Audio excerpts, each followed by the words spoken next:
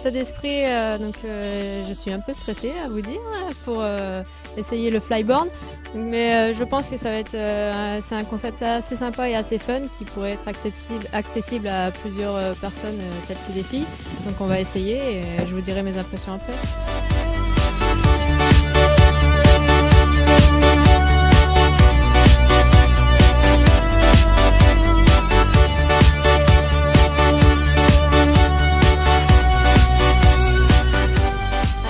Le flyboard, comme je vous ai dit, c'est vraiment un concept super génial. Je viens d'essayer, je me suis régalée, j'ai fait un quart d'heure dans l'eau très fraîche et pourtant je me suis très bien amusée. Un peu complexe au départ pour se lever, mais dès qu'on a le coup en main, c'est parti.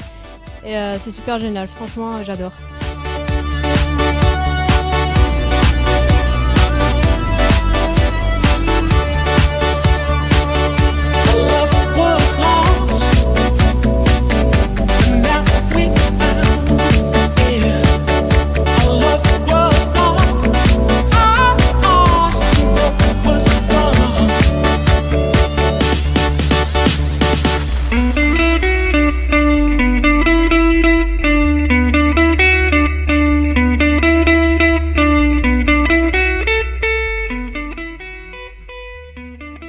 Alors le fonctionnement est très simple en fait, c'est un tuyau qui vient se connecter à n'importe quelle turbine d'un jet ski ou d'un engin comme vous avez vu sur la première vidéo. Ça peut s'adapter sur n'importe quel jet, il suffit d'une puissance de à peu près 100 chevaux pour déjà décoller à 2 mètres de haut quoi, en fait. Après il est recommandé d'avoir à peu près 150 chevaux.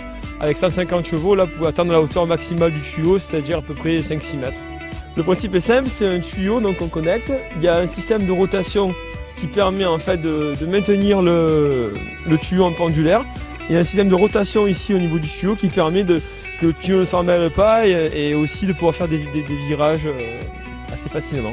Ensuite vous avez donc là vous pouvez voir les buses principales qui permettent de donner la poussée pour décoller. Et ici vous avez les buses en fait de stabilisation qui viennent se fixer aux mains. Alors en fait, on a 3 versions au niveau du flyboard. On a la première version qui va être en fait dédiée à tout ce qui est location, initiation et pour les personnes qui sont vraiment en apprentissage, où la personne en fait est sur le jet, s'occupe de démarrer et de gérer l'accélérateur. Donc ça c'est vraiment la version la plus simple pour apprendre. Au moins l'utilisateur de la flyboard n'a pas besoin de gérer la puissance délivrée, il ne gère uniquement la hauteur qu'avec l'inclinaison des pieds. Ensuite on a la deuxième version de la flyboard qui là permet en fait de démarrer, d'avoir un coupe-circuit, d'arrêter le jet depuis la flyboard, mais aussi d'accélérer grâce à en fait un potentiomètre qui passe le long du tuyau. Donc en fait l'utilisateur de la flyboard peut être seul et sans personne sur le jet quoi, en fait.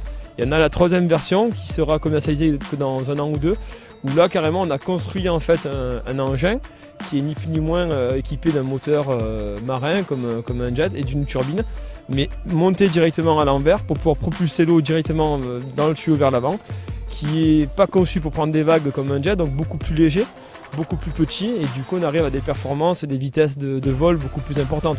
Avec un jet en 250 chevaux, vous allez atteindre à peu près 25 km/h, là on arrive avec l'autre engin à atteindre à peu près 40 km/h.